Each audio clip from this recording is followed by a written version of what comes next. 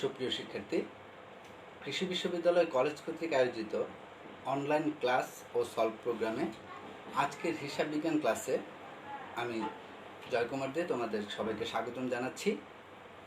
আমরা আজকে হিসাব বিজ্ঞান দ্বিতীয় পত্রের একটি অধ্যায় নিয়ে আলোচনা করব। আশা করি তোমরা সবাই মনোযোগ সহকারে ক্লাসটি শুনবে এবং প্রস্তুত থাকবে। এই ক্লাসের আলোচনার যে ইম্পর্টেন্ট বিষয়গুলো আমি যেগুলো হাইলাইটস করব সেগুলো তোমরা ঠিকঠাক মতো খাতায় লিখবে। তো চলো আমরা আজকের ক্লাস শুরু করি। আমাদের আজকের ক্লাসের যে আলোচনা আমরা বলেছি যে সেটি হিসাব বিজ্ঞান দ্বিতীয় পত্রের একটি অধ্যায়। তো হিসাব বিজ্ঞান প্রথম পত্রে আমরা যতগুলো অধ্যায় করেছি সেই সবগুলো অধ্যায় কিন্তু ছিল এক মালিকানা কারবারের, অর্থাৎ যেখানে কিনা একজন মাত্র মালিক থাকে, যে প্রতিষ্ঠানের মালিক একজন, ওই প্রতিষ্ঠানের লাভ লোকসান সব কিছুই ওই একজন মাত্র মালিকই বহন করেন। তো সেই এক মালিকানা কারবারের বাইরেও আমাদের বিভিন্ন ধরনের প্রতিষ্ঠান রয়েছে, যেমন আমরা জানি, এগুলো আমরা পড়েছি, অংশীদারি কারবার, রাষ্ট্রীয় কারবার, যৌথ মূলধনী কোম্পানি। তো এক মালিকানা কারবারের মালিক একজন, আবার অংশীদারি কারবারের মালিক হচ্ছে দুইয়ের অধিক, অর্থাৎ সেখানে অংশীদার বা পার্টনার থাকে কয়েকজন, অর্থাৎ কতিপয় ব্যক্তি একত্রিত হয়ে, বলা হয়ে থাকে যে সুস্থ মস্তিষ্ক সম্পন্ন ব্যক্তি একত্রিত হয়ে যদি কোনো ব্যবসায় প্রতিষ্ঠা করে তখন তাকে অংশীদারি কারবার বলা হয়। অংশীদারি কারবারের সদস্য সংখ্যা সর্বনিম্ন হবে 2, সর্বোচ্চ হবে 7, তবে ব্যাংকিং ব্যবসায়ের ক্ষেত্রে সর্বোচ্চ 10 জন হতে পারে। তো এই অংশীদারি কারবারের যে অঙ্কটি বা যে কাজটি আমরা করব সেটি প্রাথমিক অবস্থায় আমাদের কাছে একটু জটিল মনে হলেও আসলে কিন্তু এই অঙ্কটি খুবই সহজ একটি অঙ্ক। আমি তোমাদেরকে এই অঙ্কের যে জিস্ট বিষয়গুলো, অর্থাৎ যেই জায়গাগুলোতে তুমি যদি বুঝতে পারো, যে জায়গাগুলো তুমি যদি আয়ত্ত করতে পারো, তাহলে অঙ্কটা তোমার কাছে অত্যন্ত সহজ হয়ে যাবে। আমি সেই জায়গাগুলো তোমাদেরকে ধরিয়ে দিব, তোমাদের কাছে আমি সেগুলো উপস্থাপন করার চেষ্টা করব যেন তা সহজবোধ্য হয়। তো যদি তোমরা আন্তরিকভাবে মনোযোগ সহকারে ক্লাসটি করো তাহলে আশা করি যে তোমরা অংশীদারি কারবারের যে হিসাব, সেই অংশীদারি কারবারের হিসাব সম্পর্কে খুব সহজেই একটি সুন্দর ধারণা পেতে পারো এবং তোমরা এই অঙ্কটি অবশ্যই আনসার করতে পারবে। আমি অবশ্যই সাজেস্ট করব যে পরীক্ষার প্রশ্নপত্রে যদি অংশীদারি কারবার থাকবে, অবশ্যই মাস্ট, যেন তোমরা এটি আনসার করো। দেখো, মানে দ্বিতীয় পত্রের প্রথম যে অধ্যায়টি অব্যবসায়ী প্রতিষ্ঠানের যে হিসাব, সে অব্যবসায়ী প্রতিষ্ঠানের হিসাবের চাইতেও কিন্তু অংশীদারি কারবারের হিসাব অনেক সহজ, এবং এখানে উদ্দীপক যেটি থাকে সেই উদ্দীপকটিও অত্যন্ত সহজ এবং ছোট থাকে, যার ফলে কিনা তুমি খুব কম সময়ে এবং খুব সহজেই এটি আনসার করতে পারবে। তো এই ক্ষেত্রে অংশীদারি কারবারের যে হিসাব, সে অংশীদারি কারবারের হিসাবের যে কিছু ক্রিটিক্যাল বিষয় বা ডিফিকাল্টিস, সেগুলো আমরা নির্দিষ্ট করে তোমাদেরকে বুঝিয়ে দেব, শিখিয়ে দেব, যেন তোমাদের জন্য খুব কঠিন একটি প্রশ্ন হলেও উত্তর করতে খুব বেশি প্রবলেম না হয়। আর এখন আমি যে আলোচনাগুলো করব সেগুলো এই চ্যাপ্টারের একেবারে বেসিক আলোচনা। যেই উপাদানগুলো বা যেই বিষয়গুলো আলোচনা না করে আমরা যদি সরাসরি অঙ্ক করতে চলে যাই, তাহলে আমাদের জন্য আসলে এই চ্যাপ্টারটি কঠিনই রয়ে যাবে।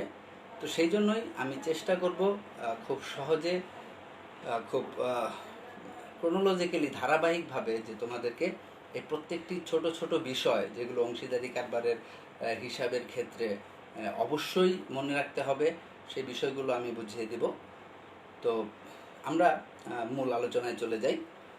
দেখো, অংশীদারি কারবারের হিসাব। এই অংশীদারি কারবার আমি বলেছি যে দুই বা ততোধিক ব্যক্তি একত্রিত হয়ে যখন কোনো মুনাফা অর্জনের উদ্দেশ্যে যখন কোনো ব্যবসায় প্রতিষ্ঠা করে বা পরিচালনা করে, তখন তাকে অংশীদারি কারবার বা অংশীদারি কারবারের হিসাব বলে।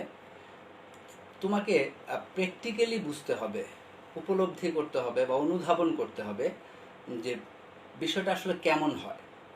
ফর এক্সাম্পল, ধরে নাও যে 3 জন ব্যক্তি মিলে একটি প্রতিষ্ঠান প্রতিষ্ঠিত করলো বা পরিচালনা করা শুরু করলো।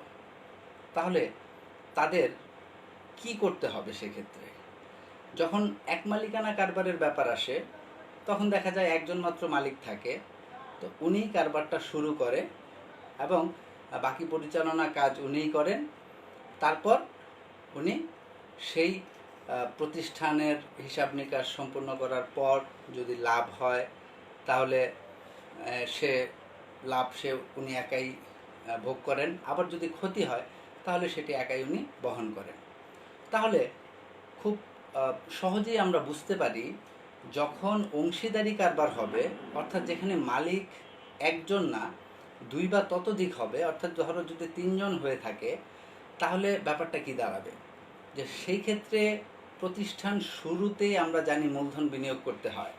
এবার বলো যে সেখানে কি একজন মূলধন বিনিয়োগ করবে নাকি 3 জনই সমহারে মূলধন বিনিয়োগ করবে? গুড, 3 জনই সমহারে মূলধন বিনিয়োগ করবে, এটাই স্বাভাবিক। তবে এক্সেপশনাল এখানে হতে পারে। অনেক সময় দেখা যায় যে 3 জনের মধ্যে হয়তো বা মূলধন বিনিয়োগের যে পরিমাণ সেটা ভ্যারি করতে পারে, অর্থাৎ কেউ হয়তো একটু বেশি বিনিয়োগ করলো, কেউ হয়তো একটু কম বিনিয়োগ করলো। সেক্ষেত্রে আবার মুনাফার যে হার, অর্থাৎ মুনাফা হলে যে তারা বন্টন করে নেবে, সেই মুনাফার হারেও একটা তোমার ডিফারেন্স থাকবে। অর্থাৎ যে বেশি মূলধন বিনিয়োগ করবে সে হয়তো একটু বেশি মুনাফা নেবে, যে একটু কম করবে সে আর একটু কম মুনাফা নেবে। তো মূলত নর্মালি আমরা যেটি দেখি স্বাভাবিকভাবে, যে 3 জন ব্যক্তি মিলে যদি কোনো প্রতিষ্ঠান পরিচালনা করে বা প্রতিষ্ঠা করে, তখন সেক্ষেত্রে তারা সমহারে মূলধন বিনিয়োগ করবে এবং মুনাফা যেটি হবে সেটিও তারা সমানভাবেই ভাগ করে নেবে। তাহলে দেখো যে কি হয় ব্যাপারটি, যে একটি প্রতিষ্ঠান যখন অংশীদারি কারবার যখন প্রতিষ্ঠিত হবে, তখন যদি সেখানে 3 জন অংশীদার থাকে, তাহলে 3 জন অংশীদার শুরুতেই মূলধন বিনিয়োগ করবে। এটি হচ্ছে স্টার্টিং একটি প্রতিষ্ঠানের।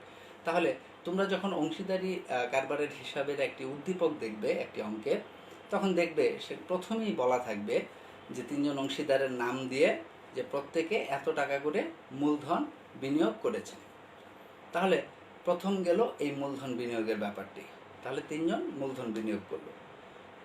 তারপর ধরো বলা থাকতে পারে যে এই অংশীদাররা যে মূলধন বিনিয়োগ করেছেন, সেই মূলধনের উপর 10% হারে সুদ ধার্য করতে হবে। তাহলে মূলধনের উপর যদি 10% হারে সুদ ধার্য করার কথা বলা থাকে, তাহলে আমরা যা মূলধন তারা দিবে তার উপর 10% করে মূলধনের সুদ আমরা ধার্য করব। এটি একটি আইটেম এই অঙ্কের ক্ষেত্রে আসে, কমন একটি আইটেম অবশ্যই আসে। আচ্ছা, মূলধনের সুদের কথা যদি উল্লেখ করা না থাকে, অর্থাৎ মূলধনের সুদ ধার্য করতে হবে এটি যদি বলা না থাকে, তাহলে কিন্তু আমরা মূলধনের সুদ ধার্য করব না। আর যদি মূলধনের সুদ ধার্য করার কথা বলা থাকে, যত পার্সেন্ট হারে বলা থাকবে আমরা সেটি তত পার্সেন্ট হারে ধার্য করব। তারপর ধরো বলা থাকতে পারে যে এই অংশীদারদের মধ্যে হয়তো 1 জন বা 2 জন সরাসরি এই প্রতিষ্ঠান পরিচালনার কাজে অংশগ্রহণ করবে। সো যিনি কাজে অংশগ্রহণ করবে প্রত্যক্ষভাবে, তাকে অবশ্যই একটি বেতন দিতে হবে। তো সেটি 1 জনও হতে পারে, 2 জনও হতে পারে, আবার 3 জন অংশীদারও পরিচালনার কার্যক্রমে অংশগ্রহণ করতে পারে, 3 জনকেও বেতন দিতে হতে পারে। তাহলে এই বেতনের ব্যাপারটি, এই আইটেমটি একটি ইম্পর্টেন্ট আইটেম। এখানে এই অঙ্কের ক্ষেত্রে আমরা দেখি যে এটি সবসময় থাকে, হতে পারে সেটি 3 জনের বেতন বা 2 জনের বা 1 জনের, তো বেতনের নামে একটি আইটেম এখানে থাকে। তো বেতন দিতে হতে পারে, এটি একটি ব্যাপার গেল। তারপর ধরো বলা হচ্ছে যে অংশীদাররা প্রত্যেকেই কিছু পরিমাণ টাকা সারা বছর ধরে উত্তোলন করেছে। তাহলে অংশীদাররা যদি কিছু পরিমাণ টাকা উত্তোলন করে থাকেন, তাহলে সেই উত্তোলনের ব্যাপারটি, এটি একটি ইম্পর্টেন্ট বিষয়, এই আইটেমটি থাকবে বা থাকতে পারে। উত্তোলন যদি করে থাকে, তারা যেহেতু মূলধন বিনিয়োগ করে মূলধনের উপর সুদ নিচ্ছে প্রতিষ্ঠান থেকে, তাহলে উত্তোলন করলে সেই উত্তোলনের উপরও সুদ তাদের দিতে হতে পারে, যদি সেটি উদ্দীপকে বলা থাকে। অর্থাৎ উত্তোলনের উপর সুদ ধার্যের কথা যদি বলা থাকে, তাহলে আমরা উত্তোলনের উপর সুদও ধার্য করব। সেক্ষেত্রে উত্তোলন কখন করেছে সেটি যদি নির্দিষ্ট সময় উল্লেখ করে বলা থাকে, তাহলে আমরা সেই অনুযায়ী সুদ ধার্য করব।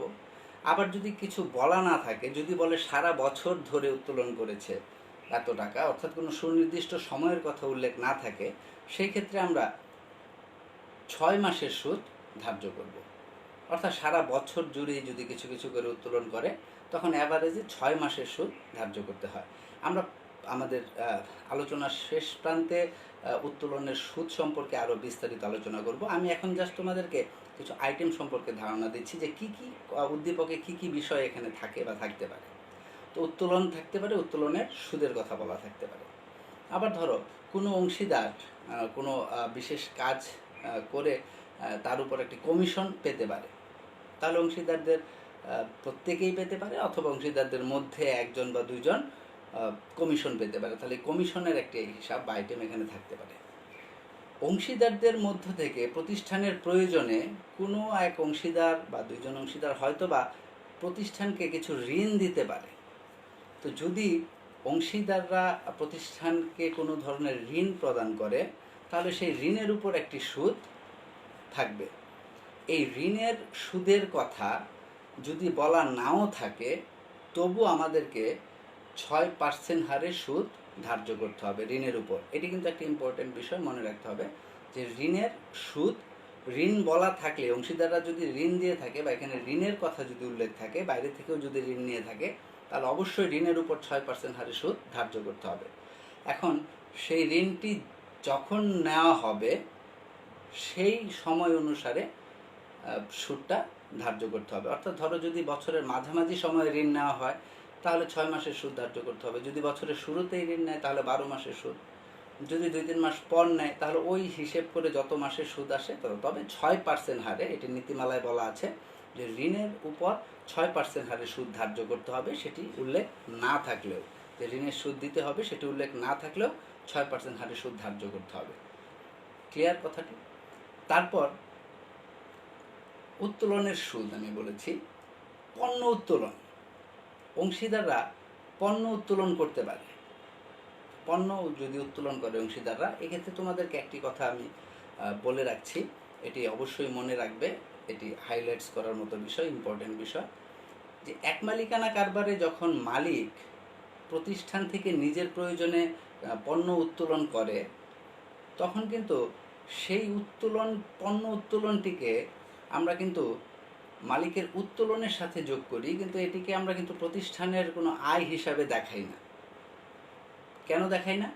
কারণ এক মালিকানা কারবারে মালিক যখন প্রতিষ্ঠান থেকে পণ্য উত্তোলন করে, তখন সেটি মালিক ক্রয় মূল্যে উত্তোলন করে। অর্থাৎ পণ্যটি যেই মূল্যে ক্রয় করা হয়েছে, মালিক প্রতিষ্ঠানকে কোনো প্রকার মুনাফা না দিয়ে সেই ক্রয় মূল্যেই পণ্যটি উত্তোলন করে, যার ফলে সেই পণ্য উত্তোলন থেকে প্রতিষ্ঠানের কোনো প্রকার আয় হয় না। কিন্তু অংশীদারি কারবারের ক্ষেত্রে যদি পণ্য উত্তোলন করে মালিকেরা বা অংশীদাররা, তাহলে সেটি বিক্রয় মূল্যে উত্তোলন করে।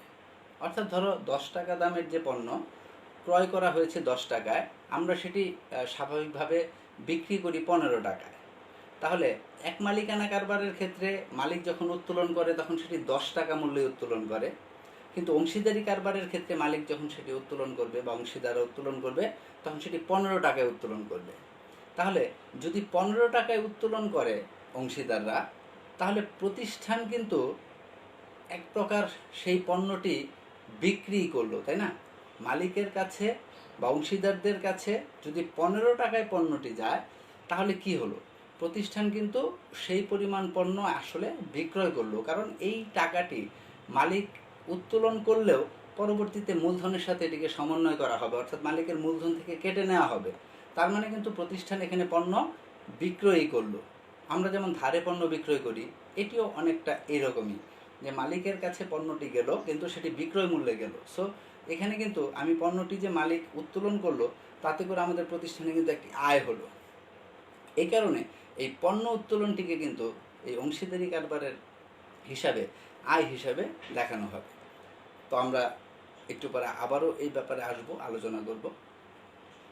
তো এরকম আমি যে কয়েকটি আইটেম মাত্র বললাম, মোস্ট কমন কিছু আইটেম, তুমি প্রায় প্রত্যেকটি অঙ্কেই এই আইটেমগুলো অবশ্যই পাবে। এর বাইরে দু একটি আইটেম থাকবে যেগুলো নিয়ে আমরা ডিটেলস আলোচনা করব। কি কি উপাদান এখানে আসে বা থাকে বা থাকতে পারে আমি সবই তোমাদেরকে বলবো। তো এখন এই যে কয়েকটি কথা বললো উদ্দীপকে, এগুলো বলার পর বলবে যে উপরোক্ত বিষয়গুলো সমন্বয়ের পূর্বে প্রতিষ্ঠানের নিট মুনাফা দাঁড়ায় এত টাকা। উদ্দীপকে বলা থাকবে যে উপরোক্ত বিষয়গুলো সমন্বয়ের পূর্বে প্রতিষ্ঠানের নিট মুনাফা দাঁড়ায় এত টাকা। তার মানে এখানে প্রতিষ্ঠানের নিট মুনাফার কথা বলা হচ্ছে। তাহলে নিট মুনাফা কিভাবে আসলো এখানে? নিট মুনাফা পেতে হলে আমাদেরকে আসলে কি করতে হয়? নিট মুনাফা জানতে হলে আমাদেরকে কিন্তু আয় বিবরণী করতে হয়, বা লাভ লোকসান হিসাব যেটিকে আমরা আগে বলতাম। অর্থাৎ আমি সমস্ত আয় এবং ব্যয়গুলো লিখে আয় থেকে ব্যয়গুলো বাদ দেওয়ার পর যা থাকে সেটি হচ্ছে আমার নিট মুনাফা বা নিট লাভ। তাহলে যখন এই উদ্দীপকে তোমাকে এই ইনফরমেশনটি দেওয়া হচ্ছে যে উপরোক্ত বিষয়গুলো সমন্বয়ের পূর্বে প্রতিষ্ঠানের নিট মুনাফা দ্বারা এত টাকা, তার মানে এরা আগে অলরেডি একটি লাভ লোকসান বা আয় বিবরণী তৈরি করেছে, যেটি থেকে একটি নিট মুনাফা তারা পেয়েছে। কিন্তু এখন যে উপরে কিছু তথ্য আমাদেরকে দিল, সেই তথ্যগুলো সমন্বয়ের পূর্বে বলেছে যে এই নিট মুনাফা। তার মানে এই মাত্র যে কথাগুলো আলোচনা হলো, মূলধন, মূলধনের সুদ, উত্তোলন, উত্তোলনের সুদ, বেতন, কমিশন বা ঋণের সুদ, পণ্য উত্তোলন, এই যে আলোচনাগুলো, এই বিষয়গুলো এখনো সমন্বয় করা হয়নি। অর্থাৎ নিট মুনাফাটা যখন তৈরি করা হয়েছে তখন এই বিষয়গুলো তার মধ্যে অন্তর্ভুক্ত ছিল না। তাহলে যেই নিট মুনাফার কথা তারা বলছে, এটি কি প্রতিষ্ঠানের অ্যাকচুয়াল নিট মুনাফা, নাকি এখন আরও কিছু বিষয় এর মধ্যে সম্পৃক্ত আছে যেটিকে আমাদের বিবেচনায় আনতে হবে? তাহলে দেখো, আমরা যেটি বলছি তোমাদেরকে সেটি হচ্ছে যে এই অংশীদারি কারবারের হিসাবে আমরা যখন কাজ করব, আমাদের মূলত কাজ হবে দুটি। একটি হচ্ছে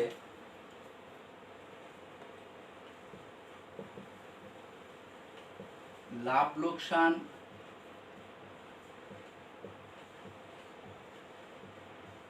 আবন্টন হিসাব,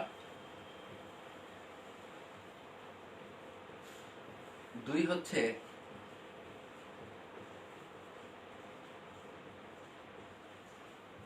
অংশীদারদের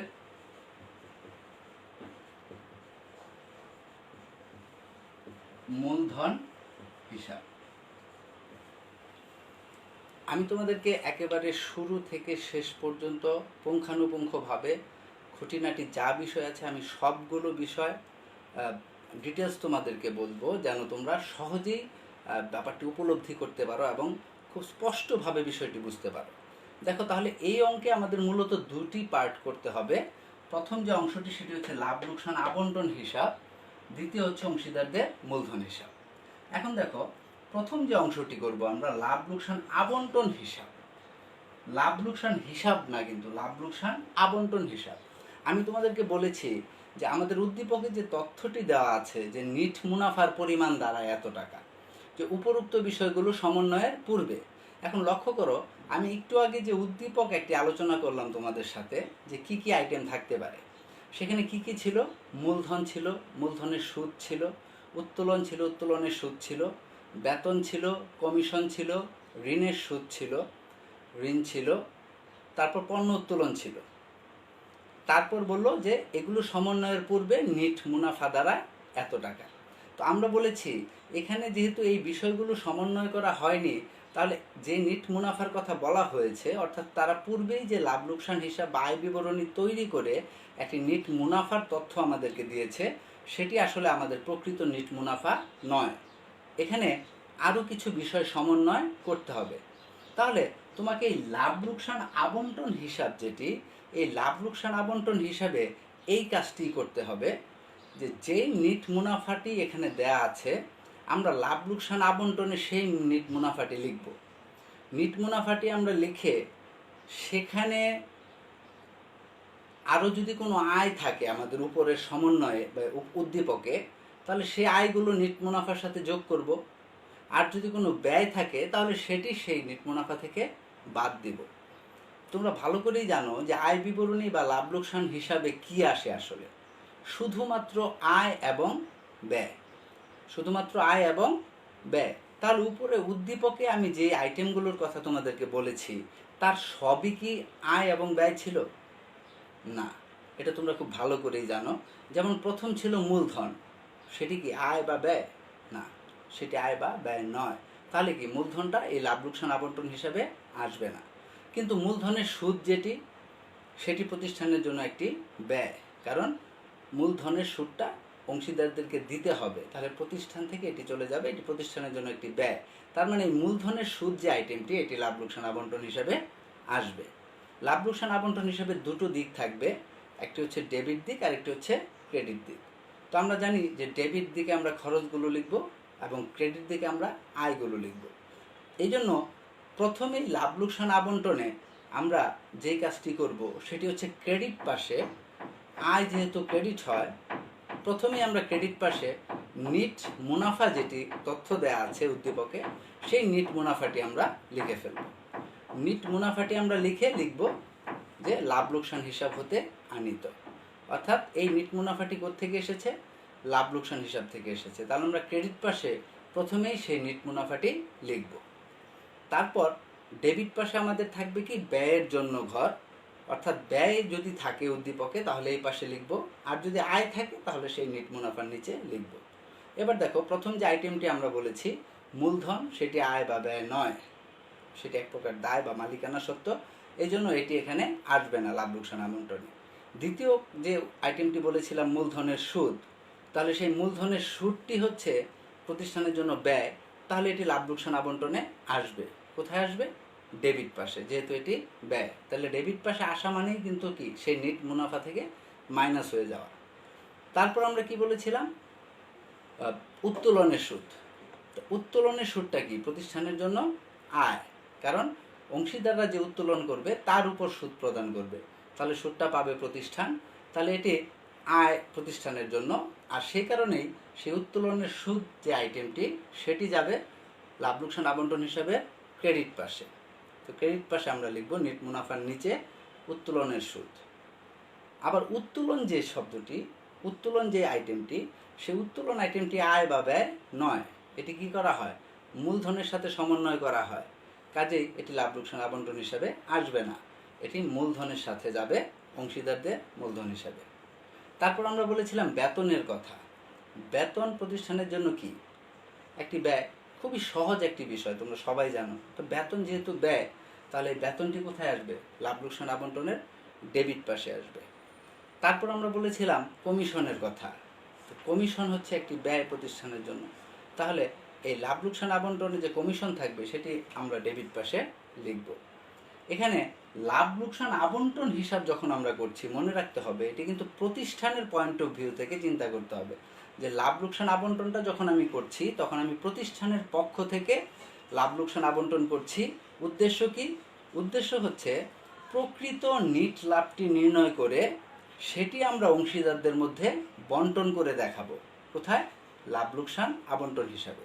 তাহলে এটা কার পয়েন্ট অফ ভিউ থেকে? এটা হচ্ছে প্রতিষ্ঠানের পয়েন্ট অফ ভিউ থেকে, অর্থাৎ প্রতিষ্ঠানের পক্ষ থেকে আমরা লাভ লোকসান আবন্টনটি প্রস্তুত করব। তখন মাথায় রাখবো যে কোন হিসাবটি বা উপরের কোন উদ্দীপকের কোন লেনদেনটি প্রতিষ্ঠানের জন্য ব্যয় বা প্রতিষ্ঠানের জন্য আয়। তো সেই ক্ষেত্রে অংশীদাররা কি পাচ্ছে বা দিচ্ছে সেটি মুখ্য বিষয় নয়। লাভ লোকসান আবন্টনের করার ক্ষেত্রে আমরা দেখব প্রতিষ্ঠানের জন্য সেটি আয় না ব্যয়। তাহলে সেইভাবে আমরা এখানে নিয়ে আসবো। তাহলে আমি বলেছি কমিশন হয়তো কারা পাবে, অংশীদাররা পাবে, কিন্তু দিবে কে? প্রতিষ্ঠান।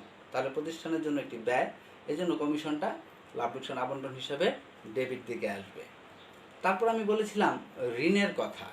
দেখো, যদি ঋণ দিয়ে থাকে কোনো অংশীদার, তাহলে ঋণ দেওয়াটা সেটা তো প্রতিষ্ঠানের জন্য কি, ঋণ যে পাওয়াটা প্রতিষ্ঠানের জন্য একটি দায়। কিন্তু আমরা লাভ লোকসান আবন্টনে কি দায় নিয়ে আসবো? না, লাভ লোকসান আবন্টন হিসেবে আমরা কি নিয়ে আসবো? লাভ লোকসান আয় এবং ব্যয়। তাহলে ঋণ যে আইটেমটি, এটি কিন্তু লাভ লোকসান আবন্টন হিসেবে আসবে না। কিন্তু ঋণের উপর যে সুদ দিতে হবে সেটি কোথা থেকে দিব? অবশ্যই প্রতিষ্ঠান থেকে। তাহলে প্রতিষ্ঠান থেকে যদি ঋণের উপর সুদ দিতে হয়, তাহলে ঋণের সুদটি প্রতিষ্ঠানের জন্য কি, একটি ব্যয়। আর যেহেতু ব্যয়, সেহেতু আমরা এটিকে কি করব? লাভ লোকসান আবন্টন হিসাবে ডেবিট দিকে নিয়ে আসব। তারপর আমরা বলেছি যে পণ্য উত্তোলনের কথা। যে অংশীদাররা যদি পণ্য উত্তোলন করে, তাহলে আমি বলেছি যে অংশীদাররা অংশীদারি কারবারের ক্ষেত্রে পণ্য উত্তোলন করলে বিক্রয় মূল্যে পণ্যটি উত্তোলন করবে, যার ফলে কিনা আমাদের কি হবে, যে প্রতিষ্ঠানের আয় হবে। অর্থাৎ প্রতিষ্ঠান পণ্য বিক্রয় করেছে, ব্যাপারটি সেরকমই অনেকটা। তাহলে আয় হবে যেহেতু, তাহলে আমরা এটাকে কোথায় নিব? লাভ লোকসান আবন্টন হিসাবে ক্রেডিট পাশে নিব। তাহলে দেখো, আমরা যে আইটেমগুলো আলোচনা করেছিলাম উদ্দীপকে যা ছিল, তা আমরা কয়টি আইটেম পেলাম এখানে? মূলধনের সুদ, উত্তোলনের সুদ, বেতন, কমিশন, ঋণের সুদ, পণ্য উত্তোলন, জাস্ট 6টি আইটেম। এই 6টি আইটেমের মধ্যে 4টি আইটেম ছিল তোমার ডেবিট পাশে, 2টি আইটেম ছিল ক্রেডিট পাশে। দেখো কত সিম্পল এবং কত ছোট। যেহেতু এখানে অলরেডি লাভ লোকসান হিসাব আগেই প্রস্তুত করা হয়ে থাকে, সেখান থেকে আমাদেরকে তথ্য দেয় যে নিট মুনাফা পরিমাণ এত, কিন্তু কিছু বিষয় সমন্বয় করা হয়নি। তাহলে সেই কিছু বিষয় কিন্তু কিছুই থাকে আসলে, অর্থাৎ এখানে ডিটেলস বা অনেক আইটেম থাকার কোনোই সম্ভাবনা নেই। আমি যে কয়েকটি আইটেম বললাম, 95% ক্ষেত্রে এই আইটেমগুলোই থাকবে এই অঙ্কের ক্ষেত্রে। 5% তোমার হয়তোবা এক্সেপশনাল, সেটি হয়তোবা থাকতে পারে 1-2টা আইটেম বেশি। তারপরও আমি বললাম যে এইটুকুই আসলে থাকে। তুমি 10টা অঙ্ক দেখবে যে প্রত্যেকটাতে এই আইটেমগুলো আছে কমন।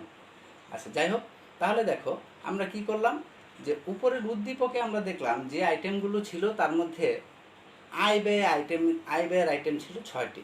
সেই 6টি আইটেমের মধ্যে যেগুলো ব্যয় সেগুলোকে আমরা লাভ লোকসান আবন্টন হিসাবে ডেবিট দিকে বসালাম, আর যেগুলো আয় সেগুলোকে আমরা লাভ লোকসান আবন্টন হিসাবে ক্রেডিট দিকে বসালাম। এই বসানোর পর আমরা ক্রেডিট পাশের আইটেমগুলো যোগ করব, অর্থাৎ আয়গুলোকে আমরা যোগ করব। এখানে দেখো নিট মুনাফা আগে যা ছিল, এখন এর সাথে আরও 2-1টা আয় যোগ হয়ে কি হবে, নিট মুনাফাটা চেঞ্জ হয়ে যাবে। তাহলে নিট মুনাফার যে ক্রেডিট পাশের যে আয়ের যে টোটাল আমরা সেটি করব, করে আমরা সেখান থেকে ডেবিট পাশে যে ব্যয়গুলো আছে সেই ব্যয়গুলোকে বাদ দিব। তো ধরে নাও ক্রেডিট পাশে টোটাল হয়েছে 80,000 টাকা, আবার ডেবিট পাশে দেখলাম যে ব্যয়গুলো ছিল সেখানে ছিল 50,000 টাকা। তাহলে 80,000 টাকা থেকে 50,000 টাকা যদি খরচ বা ব্যয় হয়ে থাকে, তাহলে থাকলো কত, বা অ্যাকচুয়াল আমার নিট লাভ হলো কত? 30,000 টাকা। এই যে 30,000 টাকা আমার নিট মুনাফা, যেটি অ্যাকচুয়াল বা প্রকৃত নিট মুনাফা, এটি আমরা নির্ণয় করে ফেললাম। তো এই লাভ লোকসান আবন্টন হিসাবে এই পর্যন্ত কাজটা কিন্তু খুবই ইজি। আমরা কি করলাম, আয় থেকে ব্যয় বাদ দিয়ে নিট মুনাফাটা নির্ণয় করে ফেললাম। শেষে আমরা নিট মুনাফাটা সরাসরি নিট মুনাফা 30,000 টাকা না লিখে এখানে আমাদেরকে ছোট্ট একটি কাজ করে দিতে হবে। সেটি হলো যে এই 30,000 টাকা যে নিট মুনাফা, সেটি এই প্রতিষ্ঠানের অংশীদারদের মধ্যে বন্টন করে দিতে হবে। তাহলে সেটি আমরা খুব সহজেই বন্টন করে দিতে পারবো। যেমন ধরো 30,000 টাকা যদি তোমার নিট মুনাফা হয়, তাহলে আমরা লিখবো যে অংশীদারদের মূলধন হিসাব, একটা শিরোনাম দিব, দিয়ে লিখবো যে বন্টনযোগ্য মুনাফা। তো বন্টনযোগ্য মুনাফার ক্ষেত্রে আমরা কি লিখবো, ক পাবে কত, 30,000 যদি হয়ে থাকে বন্টনযোগ্য মুনাফা এবং 3 জন অংশীদার যদি থাকে তাহলে তাদের মধ্যে কি সমানভাবে বন্টিত হবে। তাহলে প্রত্যেকে কত করে পাবে? 10,000 করে। তখন আমরা সেখানে সরাসরি নিট মুনাফা 30,000 না লিখে আমরা লিখব ক 10,000, খ হচ্ছে 10,000 এবং গ হচ্ছে 10,000। এটা আমরা বিস্তারিত টাকার ঘরে লিখব। তারপর আমাদের যে মূল টাকার ঘর সেখানে আমরা লিখব 30,000। ব্যাস, এখানেই আমাদের লাভ লোকসান আবন্টন হিসাব শেষ হয়ে যাবে। অর্থাৎ আমরা কি করলাম এখানে লাভ লোকসান আবন্টন হিসাবে, যে অলরেডি আমাকে যে একটি নিট মুনাফার তথ্য দিয়েছিল সেই নিট মুনাফাটি সমস্ত আইটেম সমন্বয় করার পর নয়, কিছু আইটেম সমন্বয় করা বাকি ছিল। সেই জন্য আমরা সেই নিট মুনাফাটিকে প্রথমে লিখে ক্রেডিট পাশে আবার যে আইটেমগুলো সমন্বয়ের বাকি ছিল সেই আইটেমগুলোকে আমরা ডেবিট এবং ক্রেডিট নিয়ম অনুযায়ী বসালাম। বসানোর পর সেই ডেবিট এবং ক্রেডিট আইটেমগুলোকে বসানোর পর আমরা কি করলাম, দুটো পাশের আমরা পার্থক্য করলাম। পার্থক্য করে আমাদের যে নিট মুনাফাটি বের হয়েছে, জাস্ট সেই নিট মুনাফাটিকে আমরা নিয়ম অনুযায়ী বন্টন করে দিলাম। তাহলে আমরা এই যে লাভ লোকসান আবন্টন হিসাব, এর থেকে আমরা কি পেলাম? দুটো তথ্য পেলাম। একটি হচ্ছে প্রকৃত নিট মুনাফা কত এবং সেই নিট মুনাফার কে কত টাকা পেল, কোন অংশীদার কত টাকা পেল। এটুকুই হচ্ছে লাভ লোকসান আবন্টন হিসাবের মূল কাজ। আশা করি তোমরা কথাটি বুঝতে পেরেছ। আমি আবারও আরেকটু ব্যাখ্যা তোমাদেরকে দিব প্রত্যেকটি আইটেম সম্পর্কে। আমি জাস্ট দুটো যে আমরা পার্ট করব, লাভ লোকসান আবন্টন হিসাব এবং অংশীদারদের মূলধন হিসাব, সেটি কি জিনিস এবং কেন করব বা কিভাবে করব, আমি সেই আইডিয়াটি তোমাদেরকে দিচ্ছি। এখন দেখো, লাভ লোকসান আবন্টনে আমি যখন এই আইটেমগুলো লিখলাম, যেমন ধরো প্রথমে ডেবিট পাশে আমি যখন ক্রেডিট পাশে আমি যখন নিট মুনাফা লিখলাম, আমি কিন্তু নিট মুনাফা লিখে ব্র্যাকেটে লিখে দিয়েছি যে লাভ লোকসান হিসাব হতে আনিত। অর্থাৎ এই নিট মুনাফাটি কোথা থেকে এসেছে? লাভ লোকসান হিসাব থেকে। যে প্রথমে একটি আয় বিবরণী বা লাভ লোকসান হিসাব প্রস্তুত করা হয়ে গেছে অলরেডি, করে সেখান থেকে এই তথ্যটি এনেছি। এই জন্য আমরা এটিকে এইভাবে লিখলাম। প্রত্যেকটি আইটেমের উপর একটি শিরোনাম থাকবে, হেডিং থাকবে। যেমন ধরো মূলধনের সুদ যখন লিখব, মূলধনের সুদ কি একজন পাবে না 3 জন পাবে? যেহেতু 3 জনই মূলধন দিবে, তাহলে কি 3 জনই মূলধনের সুদ পাবে। তাহলে এই মূলধনের সুদটা লেখার সময় কিন্তু আমরা কি করব, আমাদের যে বিস্তারিত টাকার ঘর থাকবে, আমি এটি মুছে দিচ্ছি। আমরা যখন মূলধনের সুদ লিখব তখন প্রথমে আমরা শুরুতে লিখব অংশীদারদের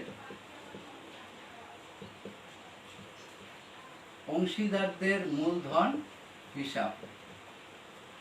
এটি লিখে তারপর ব্র্যাকেটে আমরা লিখব মূলধনের সুদ। ব্র্যাকেটে আমরা লিখছি মূলধনের সুদ। তারপর আমরা এখানে এভাবে দেখাবো যে ক হয়তো বা পাবে 5,000, খ পাবে 5,000, গ পাবে 5,000।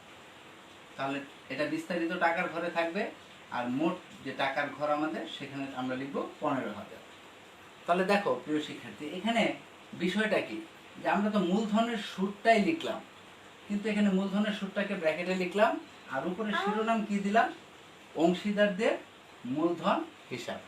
তাহলে অংশীদারদের মূলধন হিসাব এখানে লিখে ব্র্যাকেটে লিখলাম মূলধনের সুদ, তারপর ক খ গ অর্থাৎ কোন অংশীদার কত টাকা করে মূলধনের সুদ পাবে সেটি লিখলাম। তারপর টোটালটা আমরা মোট টাকার ঘরে বসালাম। আচ্ছা, এখন এই যে অংশীদারদের মূলধন হিসাব শিরোনাম দিলাম, এটি আসলে কেন? লক্ষ্য করো, আমরা যখন ক্রেডিট পাশে যখন আমরা উত্তোলনের সুদ লিখব, তখন আমরা একইভাবে লিখব। উপরে লিখব অংশীদারদের মূলধন হিসাব, তারপর ব্র্যাকেটে লিখব উত্তোলনের সুদ, তারপর কে কত উত্তোলন করলো সেটি লিখে টোটাল করব। তার মানে কি, উত্তোলনের সুদের ক্ষেত্রে আমরা কি করলাম, অংশীদারদের মূলধন হিসাব শিরোনাম দিয়ে নিলাম। এবার দেখো, ধরো প্রতিষ্ঠানে সার্বক্ষণিক দায়িত্ব পালন করবে একজন, ক, তাহলে বেতন কে পাবে? একজনই পাবে। কে সে? ক। তাহলে বেতন শুধু ক পাবে, সেই ক্ষেত্রে আমরা যখন বেতনের আইটেমটি লিখব লাভ লোকসান আবন্টনের ডেবিট পাশে, তখন কিন্তু আমরা অংশীদারদের মূলধন হিসাব লিখব না, আমরা লিখব ক এর মূলধন হিসাব। ক এর মূলধন হিসাব লিখে আমরা ব্র্যাকেটে লিখব বেতন, তারপর সে যত টাকা বেতন পাবে, ধরো 10,000 টাকা, আমরা সরাসরি 10,000 টাকা লিখে দিই। তাহলে দেখো এখানে একটা পার্থক্য তোমরা পরিলক্ষিত হলো মাত্র, যে এতক্ষণ আমরা যখন তিনজনই পাচ্ছে বা তিনজনই দিচ্ছে, সব অংশীদাররা বা একের অধিক অংশীদাররা যখন দিচ্ছে, তখন আমি উপরের শিরোনামে লিখছিলাম অংশীদারদের মূলধন হিসাব। আবার এখন আমি যখন একজন বেতন পাবে, তখন আমি কিন্তু অংশীদারদের মূলধন হিসাব না লিখে কি লিখেছি, ক এর মূলধন হিসাব। এটা খুব সিম্পল একটা ব্যাপার, যে একজন যদি বেতন পায় তাহলে সেখানে তো অংশীদারদের লেখার কোনো প্রশ্নই আসে না, কারণ সেখানে তো একের অধিক ব্যক্তি নেই, আছে কে, একজন, তাহলে শুধু একজন, তাহলে ক এর মূলধন হিসাব। যদি ক এবং খ দুইজন বেতন পেত, তাহলেও কিন্তু আমরা লিখতাম অংশীদারদের মূলধন হিসাব। কিন্তু একজন যদি পায় তাহলে সরাসরি তার মূলধন হিসাব নামেই লিখেছি। এখন আসলে এই লাভ লোকসান আবন্টন হিসাবে এই যে প্রত্যেকটি আইটেমের উপরে অংশীদারদের মূলধন হিসাব, অংশীদারদের মূলধন হিসাব লেখা হচ্ছে, সেটি আসলে কেন? ধরো প্রতিষ্ঠান ঋণ নিল, সেটা কোনো অংশীদারের কাছ থেকে নয়, কোনো অংশীদারের কাছ থেকে ঋণ না নিয়ে প্রতিষ্ঠান ঋণ নিল বাইরের কারো কাছ থেকে, সেক্ষেত্রেও কি প্রতিষ্ঠানের ঋণের সুদ দিতে হবে না? হবে।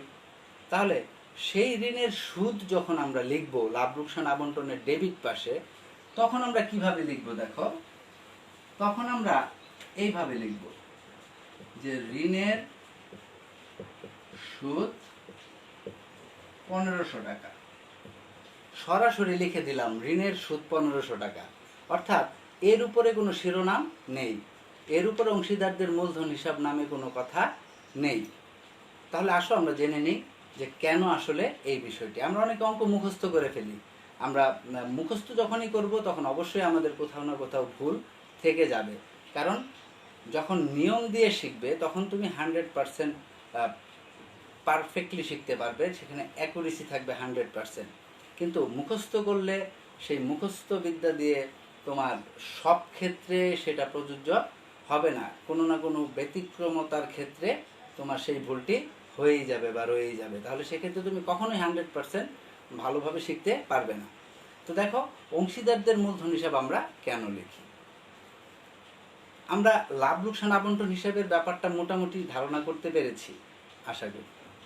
তো লাভ লোকসান আবন্টন আমরা কিভাবে করব, ডেবিট পাশে ব্যয়গুলো লিখব, ক্রেডিট পাশে আয়গুলো লিখব, তারপর আয় থেকে ব্যয় বাদ দিব, বাদ দিলে আমার অ্যাকচুয়াল যে নেট মুনাফা বের হবে সেটিকে আমরা আবার কি করব, বন্টন করে দেখিয়ে দিব, বাস আমাদের কাজ শেষ লাভ লোকসান আবন্টনের। এখন এইটুকু প্রশ্ন রয়ে গেল যে লাভ লোকসান আবন্টন হিসাবে আমি যে আইটেমগুলো লিখলাম তার উপরে আমি শিরোনাম কেন দিলাম, এবং সেই শিরোনামে আমি কেন লিখলাম অংশীদারদের মূলধন হিসাব, বা যখন একজন পাবে তখন আমি ক এর মূলধন হিসাব কেন লিখলাম। দেখো প্রিয় শিক্ষার্থী, আমাদের দ্বিতীয় যে অংশটি এই অঙ্কের, সে অংশটির নাম হচ্ছে অংশীদারদের মূলধন হিসাব। সে অংশটির নাম কি, অংশীদারদের মূলধন হিসাব। লাভ লোকসান আবন্টনে আমরা কি করব সেটা আমরা বিস্তারিত বললাম। এবার আসো অংশীদারদের মূলধন হিসাবে আমরা কি করব। আশা করি নাম শুনিয়ে বুঝতে পারা যায় যে অংশীদারদের মূলধন হিসাব, তার মানে সেখানে অংশীদারদের যে মূলধন সেটি দেখাতে হবে। আমি তোমাদেরকে স্পষ্ট করে একটি সহজ করে একটি কথা বলছি, যেই কথাটি মনে রাখলেই তোমাদের কাছে এই পার্টে আমাদের কি করতে হবে সেটি সহজেই বোধগম্য হবে। অংশীদারদের মূলধন হিসাবে অংশীদাররা প্রতিষ্ঠানের কাছে কে কত টাকা পাবে সেটি দেখাবো। আমি কি বললাম, অংশীদারদের মূলধন হিসাবে অংশীদাররা প্রতিষ্ঠানের কাছে কে কত টাকা পাবে আমরা সেটি দেখাবো। এখন দেখো আমি আরেকটু ভেঙে বলছি, আমরা একটু আগে কি করলাম, লাভ লোকসান আবন্টন হিসাব। আমি বলেছিলাম এটি কার পয়েন্ট অফ ভিউ থেকে করলাম, কার পক্ষ থেকে লাভ লোকসান আবন্টন হিসাব করা হলো, কার আয় হয়েছে ভেবেছি, কার ব্যয় হয়েছে ভেবে আমরা কাজটি করেছি, প্রতিষ্ঠানে। লাভ লোকসান আবন্টনটি যখন আমরা করেছি তখন আমরা দেখেছি যে ওই আইটেম বা ওই লেনদেন থেকে প্রতিষ্ঠানের আয় হয়েছে না ব্যয় হয়েছে।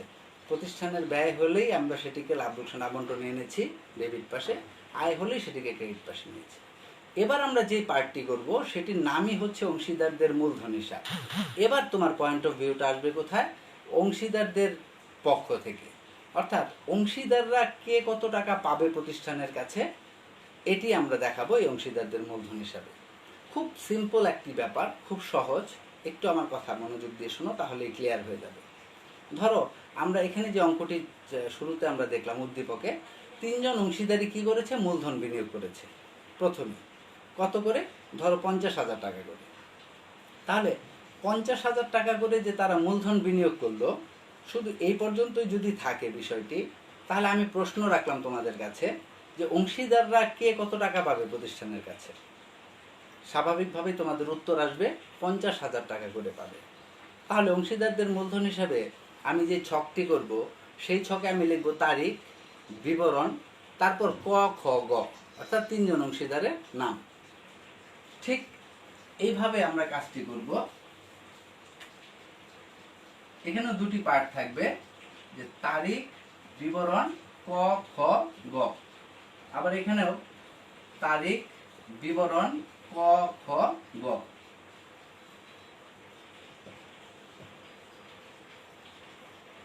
আমি একটি চার্টের মাধ্যমে তোমাদেরকে ব্যাপারটি আরো স্পষ্ট করে দিব। আপাতত তোমাদেরকে আমি জাস্ট একটু বোঝানোর জন্য এভাবে লিখছি। যেখানে থাকবে তারিখ, এখানে বিবরণ, এখানে ক, খ, গ। এখানে তারিখ, বিবরণ, ক, খ, গ। দেখো লাভ লোকসান আবন্টন হিসাবে যেমন দুটো দিক ছিল, একটি ডেবিট দিক, একটি ক্রেডিট দিক।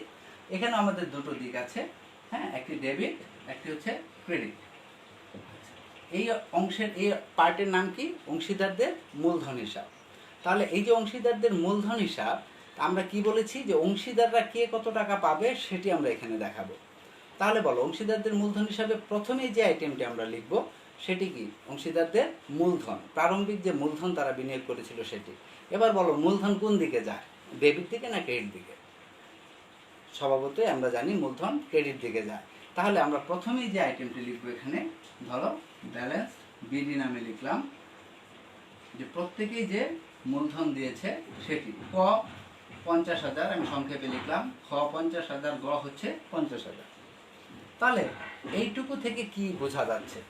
যে ক এখন প্রতিষ্ঠানের কাছে কত পাবে? 50,000। খ কত পাবে? 50,000। গ কত পাবে? 50,000। প্রত্যেকেই 50,000 করে পাবে। এবার আমরা দেখেছিলাম যে উদ্দীপকে উত্তোলন নামে একটি আইটেম ছিল। উত্তোলন মানে কি? অংশীদাররা প্রতিষ্ঠান থেকে নগদ টাকা নিয়েছে। এবার বলো, এই উত্তোলনের ফলে অংশীদারদের মূলধন কি বৃদ্ধি পাবে না হ্রাস পাবে? গুড। উত্তোলনের ফলে অংশীদারদের মূলধন হ্রাস পাবে, কারণ আমরা উত্তোলনটা কি করি? মূলধন থেকে কেটে রেখে দিই। তাহলে সেখানে 10,000 করে উত্তোলন ছিল।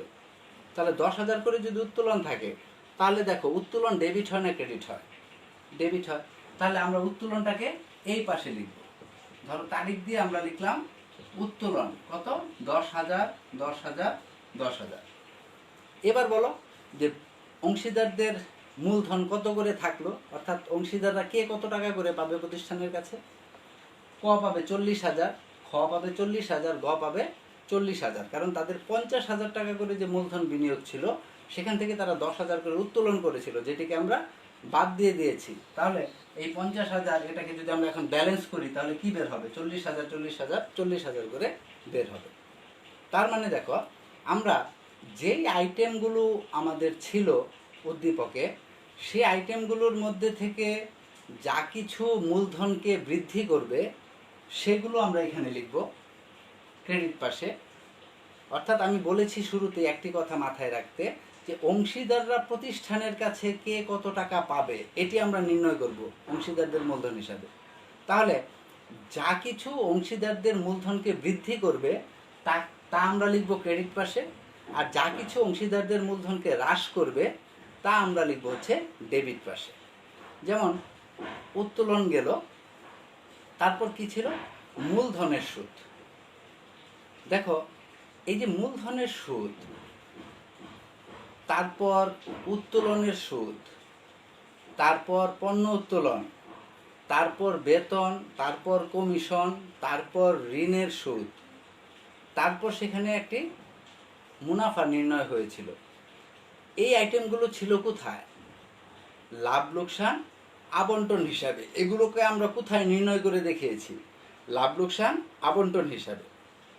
এবার লক্ষ্য করো, আমি মূলধন এবং উত্তোলন লিখলাম। ধরে নাও সেই উদ্দীপকে অতিরিক্ত মূলধন ছিল।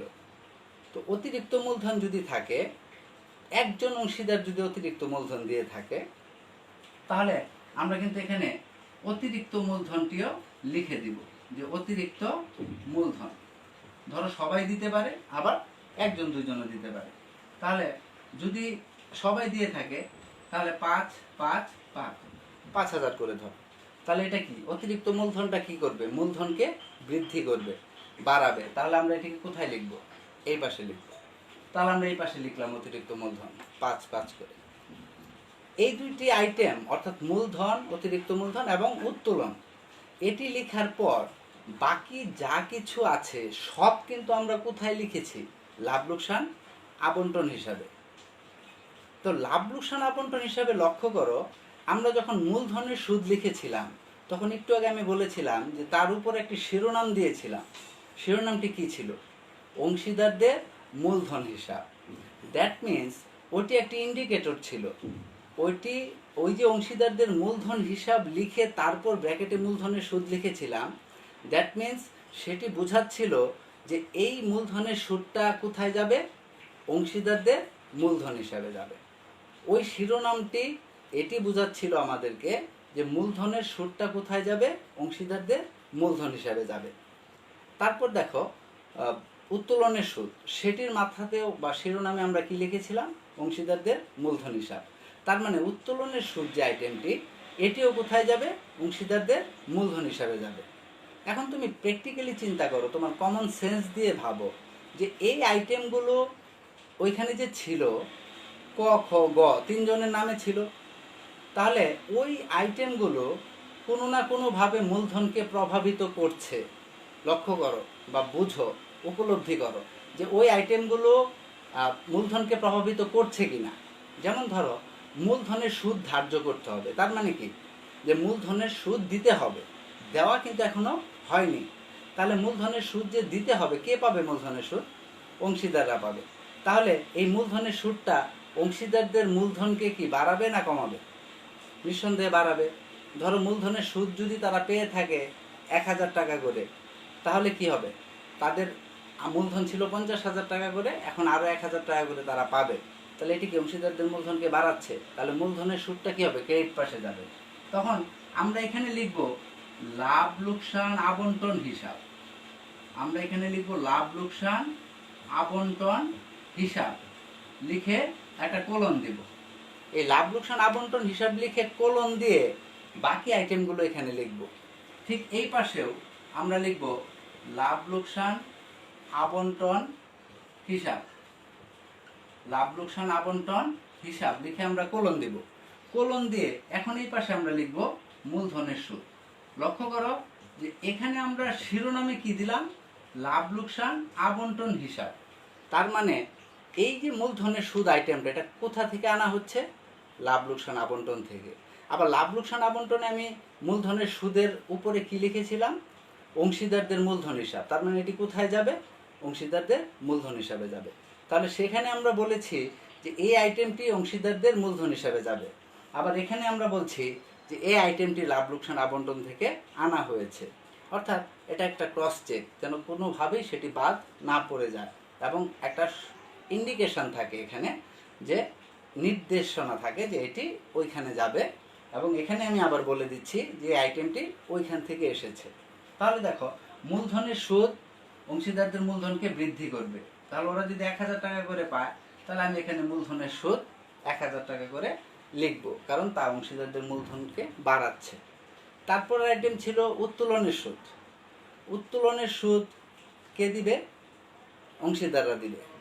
তাহলে অংশীদাররা তো দিয়ে দেয়নি, উত্তোলনের সুদ ধার্য করা হয়েছে, তাহলে এটা কেটে রাখতে হবে অংশীদারদের মূলধন থেকে। তাহলে এটা কোন পাশে লিখতে হবে? এই পাশে, ডেবিট পাশে। তখন আমরা এখানে লিখব উত্তোলনের সুদ। উত্তোলনের সুদ যত ছিল সেটা আমরা লিখব। ধরো উত্তোলনের সুদ ছিল 2000 টাকা করে, তাহলে আমরা লিখলাম উত্তোলনের সুদ 2000 টাকা করে। তারপর আমাদের আইটেম ছিল একটা বেতন। তো বেতন, সেখানে আমরা যদি 3 জনই বেতন পেয়ে থাকে তাহলে আমরা শিরোনামে কি লিখব, যে অংশীদারদের মূলধন হিসাব বেতন। তার মানে কি, যে এই বেতনটা কি হবে, সব অংশীদারদের ঘরেই যাবে। কিন্তু আমি এখানে দেখিয়েছিলাম তোমাদেরকে যে ধরো একজন যদি বেতন পায়, যে তখন আমরা কিন্তু অংশীদারদের মূলধন হিসাব নামে শিরোনাম দেইনি, আমরা দিয়েছিলাম কয়ের মূলধন হিসাব, ব্র্যাকেটে লিখেছিলাম বেতন। তার মানে বেতন কে পাচ্ছে, শুধুমাত্র ক। তাহলে যখন শুধুমাত্র ক পাবে তখন দেখো আমি কিন্তু সেখানে স্পষ্ট করে ইন্ডিকেট করেছি, নির্দেশনা দিয়েছি যে কয়ের মূলধন হিসাব। তার মানে বেতন নামে যে আইটেমটি সেটি শুধুমাত্র কার ঘরে যাবে, কয়ের ঘরে। তাহলে এবার বলো, বেতন পেলে অংশীদারদের মূলধন বাড়বে না কমবে? গুড। বেতন পেলে নিঃসন্দেহে অংশীদারদের মূলধন বাড়বে। তাহলে অংশীদারদের মূলধন যদি বৃদ্ধি পায় তাহলে আমাদেরকে কি করতে হবে, অংশীদারের মূলধন হিসাবে ক্রেডিট পাশে লিখতে হবে। তাহলে তখন আমরা ক্রেডিট পাশে লিখব যে ক এর বেতন। ক এর বেতন লিখে আমরা, ক যদি বেতন পেয়ে থাকে 2000 টাকা, তাহলে শুধু ক এর ঘরে আমরা লিখব 2000 টাকা। আশা করি কথাটি বুঝতে পেরেছো। তারপর আমাদের আইটেম ছিল কমিশন। ধরো 3 জন অংশীদার যদি কমিশন পায় তাহলে সেটা শিরোনামেও কিন্তু লেখা থাকবে অংশীদারদের মূলধন হিসাব। তার মানে ওই আইটেমটি কোথায় যাবে, অংশীদারদের মূলধন হিসাবে। যেহেতু অংশীদাররা প্রতিষ্ঠানের কাছে এই টাকাটি পাবে, তাহলে এই কমিশনটি অংশীদারদের মূলধনকে বৃদ্ধি করবে না হ্রাস করবে? নিঃসন্দেহে বৃদ্ধি করবে। তাহলে বৃদ্ধি করলে এই কমিশনের আইটেমটি এই পাশে আসবে। তো কমিশনের আইটেমটি ধরো 3000 টাকা করে, তাহলে এখানে 3000 টাকা করে আসবে কমিশনের আইটেম। তারপর আইটেম ছিল আরেকটি পণ্য উত্তোলন। তাহলে পণ্য উত্তোলন কারা করেছিল, অংশীদাররা, 3 জন অংশীদার। তাহলে পণ্য যদি তারা উত্তোলন করে, সেই টাকা তো তারা দেয়নি, তাহলে সেই টাকাটা আমরা কি করব, বছর শেষে তাদের মূলধন থেকে সমন্বয় করব, অর্থাৎ মূলধন থেকে কেটে রাখবো। তাহলে এটি পণ্য উত্তোলনের যে টাকাটি সেটি মূলধনকে বাড়াবে না কমাবে? নিঃসন্দেহে কমাবে, কারণ এটি আমরা মূলধন থেকে কেটে রাখবো। তাহলে এটি এই পাশে আসবে। তখন আমরা লিখব পণ্য উত্তোলন। পণ্য উত্তোলন ধরো 4000 টাকা করে, তাহলে আমি লিখলাম 4000 টাকা করে পণ্য উত্তোলন। তারপর একটা আইটেম ছিল ঋণের সুদ। যদি ঋণের সুদ কোনো অংশীদার প্রাপ্য হয়, কোনো অংশীদার যদি ঋণের সুদটি পায়, তাহলে আমরা কি করি, সেটি অংশীদারদের নামে লিখি। কিন্তু আমি সেখানে দেখিয়েছিলাম উদ্দীপকে যে একটু আগে, যে ঋণটি বাইরে থেকে নেওয়া হয়েছে। তো ঋণটি যদি বাইরের কারো কাছ থেকে নেওয়া হয়ে থাকে তাহলে সেটির সুদ কে পাবে, সেই বাইরের কেউ পাবে। তাহলে সেক্ষেত্রে কিন্তু কোনো অংশীদার সেই ঋণের সুদটি পাচ্ছে না। তাহলে সেই অংশীদার যদি ঋণের সুদ না পায় তাহলে কি অংশীদারদের মূলধন হিসাবে সেটি কোনো প্রভাব ফেলবে? প্রভাব ফেলবে না। সেখানে লাভ লোকসান আবন্টনে আমি কিন্তু ঋণের সুদের উপরে কোনো ধরনের শিরোনাম দেইনি। আমি সেখানে কিন্তু লিখিনি যে অংশীদারদের মূলধন হিসাব বা কয়ের মূলধন হিসাব। আমি কি লিখেছিলাম, সরাসরি লিখেছিলাম ঋণের সুদ এত টাকা। তার মানে তার উপরে কোনো শিরোনাম ছিল না। তার মানে দ্যাট ইন্ডিকেটস যে ওই আইটেমটি অংশীদারদের মূলধন হিসাবে যাবে না। যেটি অংশীদারদের মূলধন হিসাবে যাওয়ার মতো তার মাথায় অবশ্যই শিরোনাম থাকবে অংশীদারদের মূলধন হিসাব, অথবা কয়ের বা ক্ষয়ের বা গয়ের মূলধন হিসাব। যেহেতু কোনো শিরোনাম ছিল না, তার মানে ওই আইটেমটি এখানের কোনো অংশীদার প্রাপ্য নয়, তাহলে ঋণের সুদটি এখানে আসবে না। আশা করি কথাটি বুঝতে পেরেছ যে আমরা অংশীদারদের মূলধন হিসাবে সিম্পলি শুধুমাত্র অংশীদাররা প্রতিষ্ঠানের কাছে কে কত টাকা পাবে সেটি দেখাবো। এটি ছিল আমাদের কথা। তাহলে এইভাবে আমি কি করলাম, দেখো সবগুলো আইটেম লিপিবদ্ধ করলাম। লিপিবদ্ধ করার পর এখন আমি এটার একটা ব্যালেন্স বা জের তৈরি করব। তো ব্যালেন্স বা জের তৈরি করার সময় আমি প্রথমেই দেখব যে অংশীদাররা মূলধন যে দিয়েছিল এর সাথে আর কি কি সুযোগ সুবিধা তারা পাচ্ছে সেটিকে আমরা যোগ করব। যেমন ধরো এখানে ক, দেখো লক্ষ্য করো যে ক মূলধন দিয়েছিল 50,000, 5,000 টাকা ছিল তার অতিরিক্ত মূলধন, যেটি কিনা তার মূলধনকে বৃদ্ধি করেছে। মূলধনের সুদ ছিল 1000, বেতন ছিল 2000, কমিশন ছিল 3000। এই সবগুলোকে যদি আমি যোগ করি তাহলে 50, 5, 55, 56, 57, 58, 59, 60, 61, তাহলে 61,000 টাকা হচ্ছে ক প্রতিষ্ঠানের কাছে পাবে। কত? 61,000। আচ্ছা, এখানে খ 55, 56, 57, 59। ক্ষয়ের হচ্ছে কত পাওনা? 59। গয়েরও কত? 59। এবার এই টোটালটা আমরা লিখলাম। এবার আমরা দেখব যে এর থেকে কাটা যাবে কত। এই পাশে আমরা যে আইটেমগুলো লিখেছি তার সব কি মূলধন থেকে মাইনাস হবে। তাহলে এখানে দেখো ক মোট প্রতিষ্ঠানের কাছে পাবে কত? 61,000। এর থেকে মাইনাস হবে কত? 10, 12, 16। তাহলে এই 61 থেকে যদি আমরা এই 16,000 মাইনাস করি তাহলে কত থাকে? 61 থেকে যদি আমরা 16 মাইনাস করি তাহলে 45,000 টাকা থাকে।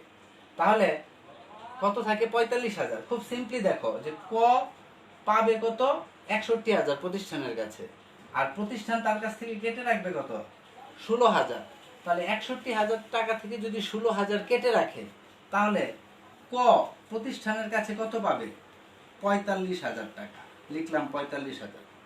অর্থাৎ আমরা যদি ব্যালেন্স করি তাহলে এভাবেই করব যে 61 থেকে 16 বাদ, তাহলে থাকলো 45।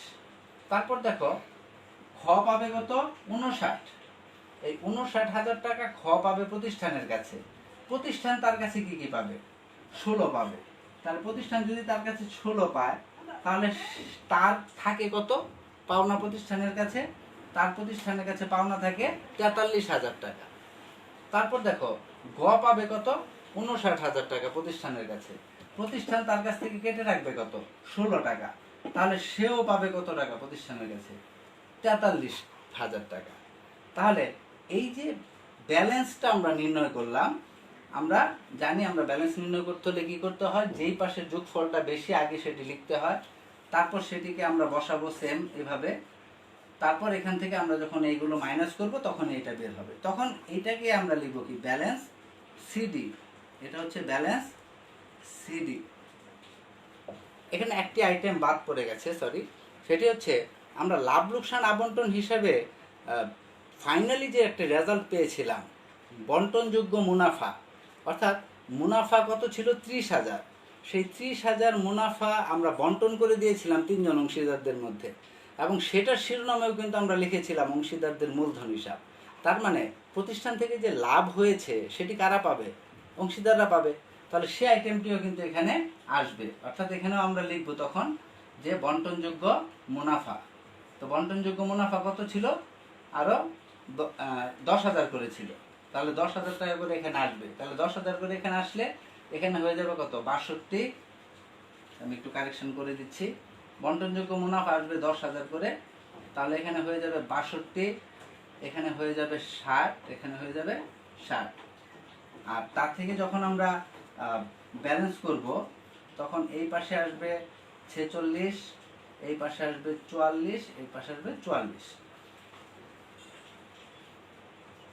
62, 60, 60। অর্থাৎ এখানে আমরা এই যে ব্যালেন্স নির্ণয় করলাম ব্যালেন্স সিডি, এই ব্যালেন্স সিডিটা হবে কি?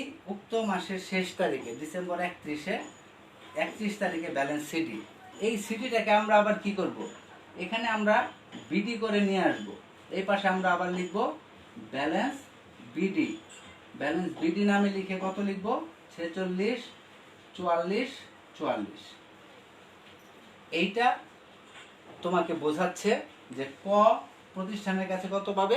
46। তার মানে বছর শেষে ক এর মূলধনের পরিমাণ কত? 46 টাকা। খ এর মূলধনের পরিমাণ কত? 44 টাকা। গ এর মূলধনের পরিমাণ কত? 44 টাকা। তাহলে এই যে আমরা এভাবে কি পেলাম? মূলধনের পরিমাণটা পেয়ে গেলাম বছর শেষে। এই জন্যই এই অংশটার নাম ছিল অংশীদারদের মূলধন হিসাব। তাহলে দেখো খুব সহজ একটি বিষয়। আমি তোমাদের জন্য দু একটি চার্ট রেডি করে রেখেছিলাম।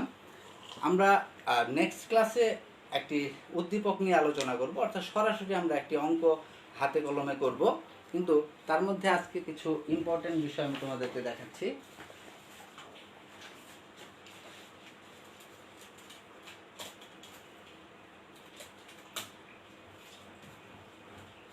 আমার আলোচনায় এখানে চার্টে যা আছে সব অলরেডি চলে এসেছে। তারপরও আরেকবার রিভাইজ করার জন্য বা তোমাদের আরেকবার স্মরণ করিয়ে দেওয়ার জন্য, মনে করার জন্য আমি এখানে লিখেছি। দেখো আমি লিখেছি অংশীদারি কারবারের হিসাব। সেখানে দুটি পার্ট আমাদের করতে হয়। এক হচ্ছে লাভ লোকসান আবন্টন হিসাব।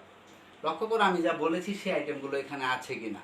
লাভ লোকসান আবন্টন হিসাবে শুরুতেই কি এসেছিল? মূলধনের সুদ, এই আইটেমটি আসবে। বেতন এসেছিল, কমিশন এসেছিল, ঋণের সুদ, তারপর কি ছিল? বন্টনযোগ্য মুনাফা। অর্থাৎ মুনাফা হলে সেটি ডেবিট পাশে আসবে। এই আইটেমগুলো ডেবিট হয়, লাভ লোকসান আবন্টন হিসাবে ডেবিট পাশে আসে, কারণ এগুলো ব্যয়, এই সবগুলো ব্যয়। আর বন্টনযোগ্য মুনাফাটা আমরা সেটা ব্যালেন্স করে পাই, সেটা ডেবিট পাশে লিখতে হয়। তারপর ক্রেডিট পাশে কি কি আসে? শুরুতেই বলেছিলাম যে উদ্দীপকে যে তথ্যটি দেওয়া থাকে নিট লাভের, সেই নিট লাভটি আসবে। উত্তোলনের সুদ আসবে, কারণ এটি আয় প্রতিষ্ঠানের জন্য। পণ্য উত্তোলন আসবে, সেটি একটি আয়। যদি কোনো কারণে ডেবিট পাশের যোগফল বেশি হয় তাহলে প্রতিষ্ঠানের ক্ষতি হবে, আর সেই ক্ষতির অংশটি বন্টন করে দেখাবো ক্রেডিট পাশে।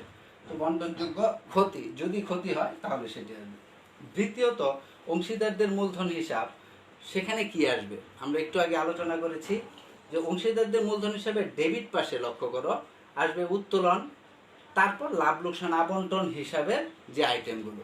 তাহলে প্রথমে আসবে উত্তোলন, তারপর কি আসবে? লাভ লোকসান আবন্টন হিসাবের যে আইটেমগুলো। ব্র্যাকেটে আমি লিখেছি ক্রেডিট পাশে। লক্ষ্য করো, লাভ লোকসান আবন্টন হিসাবের ক্রেডিট পাশে যে আইটেমগুলো থাকে, দ্যাট মিনস উত্তোলনের সুদ, পণ্য উত্তোলন, এই আইটেমগুলো আসবে কোন পাশে? ডেবিট পাশে। কারণ ওই আইটেমগুলো কি করে? মূলধনকে হ্রাস করে। তারপর ক্রেডিট পাশে দেখো মূলধন আসবে, প্রারম্ভিক যেটি, অতিরিক্ত মূলধন আসবে, আমরা লিখে দেখিয়েছিলাম। তারপর লাভ লোকসান আবন্টন হিসাবের যে আইটেমগুলো ডেবিট পাশে থাকে, অর্থাৎ মূলধনের সুদ, বেতন, কমিশন, ঋণের সুদ, এই আইটেমগুলো কি? মূলধনের সাথে যোগ হয়, অর্থাৎ মূলধনকে বৃদ্ধি করে। তাহলে এই যে লাভ লোকসান আবন্টন হিসাবের যে ডেবিট পাশের আইটেমগুলো, এই সব আইটেমগুলো কিন্তু যাবে ক্রেডিট পাশে, অর্থাৎ মূলধন হিসাবে ক্রেডিট পাশে যাবে। তাহলে এখানে আমরা এগুলো তোমাদেরকে আগে আলোচনা করেছি, আশা করি তোমরা এগুলো বুঝতে পারবে। তারপর দেখো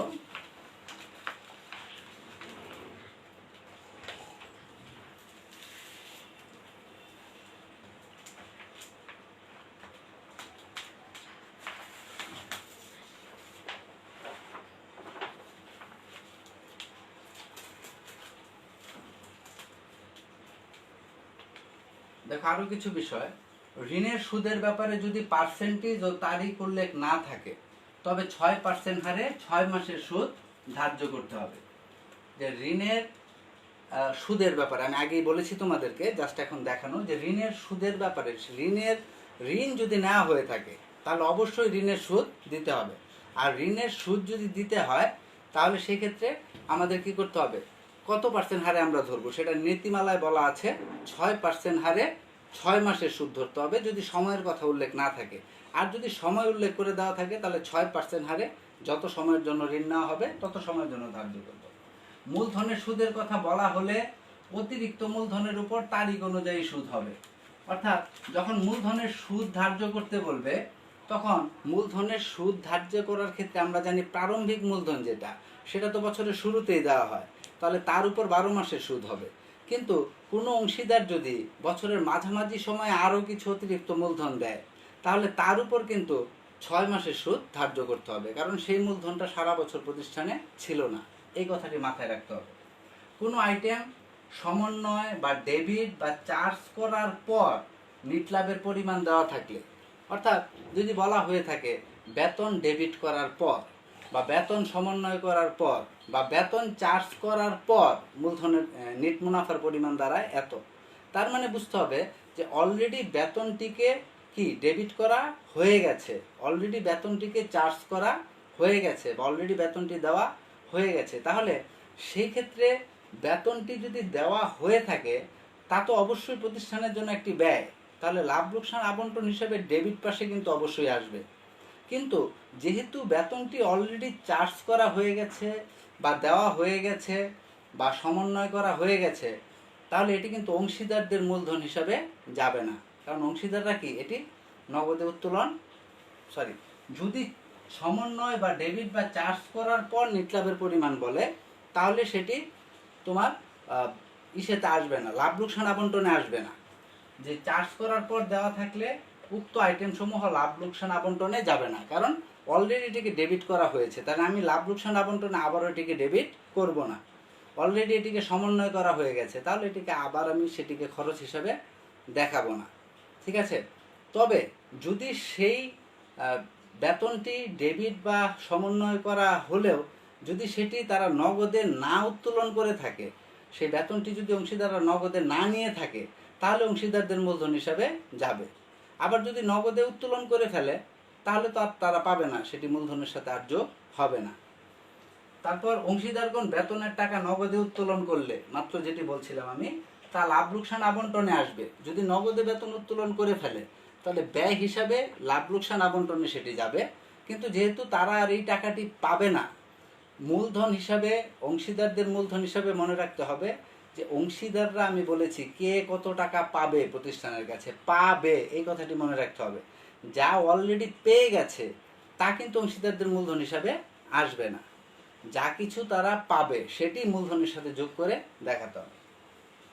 তারপর কমিশন ধার্য করার পরবর্তী বন্টনযোগ্য মুনাফার উপর 10% কমিশন ধার্য করতে বললে, এটি একটি ক্রিটিক্যাল কথা, জটিল বিষয়। এটি আমরা বিস্তারিত নেক্সট ক্লাসে আলোচনা করব। তারপর তোমাদেরকে বলে রাখছি যে ব্যাপারটি এরকম যে অনেক সময় বলা হয়ে থাকে যে অংশীদার কমিশন ধার্য করার পরবর্তী বন্টনযোগ্য মুনাফা, অর্থাৎ একটি মুনাফা তো দেওয়া থাকবে, সেটি হচ্ছে পূর্ববর্তী মুনাফা। তখন তোমাকে বলবে যে এখান থেকে কমিশন দেওয়ার পর যেই মুনাফা থাকবে তার উপর 10% হারে কমিশন। তখন ব্যাপারটি একটু ক্রিটিক্যাল হয়ে যায়। সেক্ষেত্রে আমরা এইভাবে করব যে পূর্ববর্তী বন্টনযোগ্য মুনাফা ইন্টু হচ্ছে 110/10। এই 110/10 হচ্ছে 10% বলায় যে কত পার্সেন্ট হারে কমিশন ধার্য করতে বলছে, 10%, তাহলে 110/10। যদি বলতো 15%, তাহলে 115/15। যদি বলতো 5%, তাহলে 105/5। অর্থাৎ পূর্ববর্তী যে বন্টনযোগ্য মুনাফা সেটিকে শুধুমাত্র 110/10 বা 105/5 দিয়ে ভাগ করলেই আমাদের কাজ হয়ে যাবে।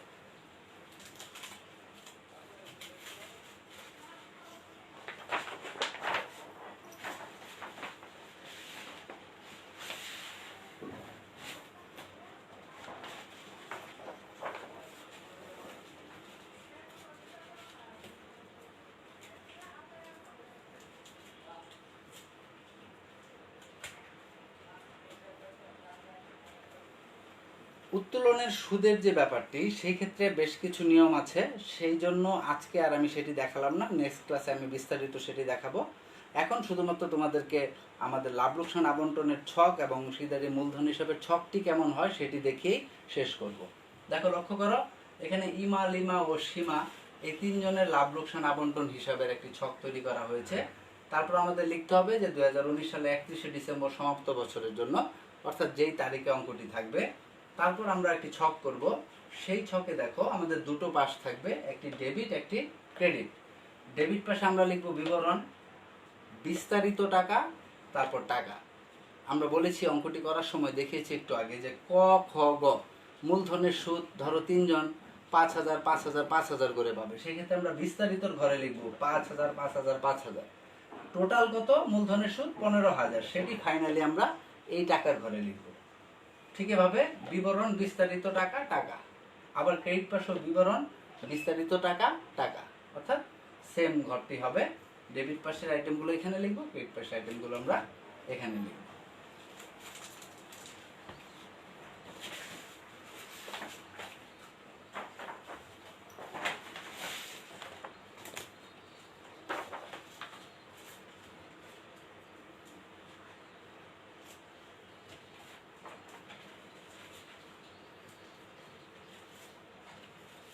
তারপর দেখো অংশীদারদের মূলধন হিসাব।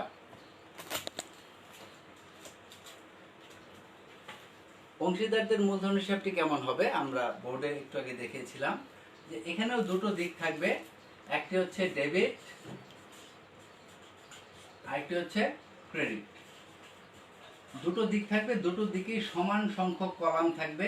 যেমন এখানে তারিখ, বিবরণ, ইমা, লিমা, সীমা, অর্থাৎ যে তিনজন অংশীদারদের জন্য আমরা একটি করে কলাম রেখেছি। এই ডেবিট পাশের যে এইটুকু অংশ, অর্থাৎ তারিখ, বিবরণ, তারপর তিনজন অংশীদারের নাম, ওদের মূলধন থেকে যা কিছু কেটে নেওয়া হবে সেগুলো আমরা ডেবিট পাশে লিখব। তাহলে মূলধন থেকে যা কিছু মাইনাস হবে সেগুলো আমরা তারিখ অনুযায়ী বিবরণ লিখে ইমার কত কাটা যাবে, লিমার কত, সীমার কত সেটা লিখবো তিনজনের আলাদা আলাদা ঘরে।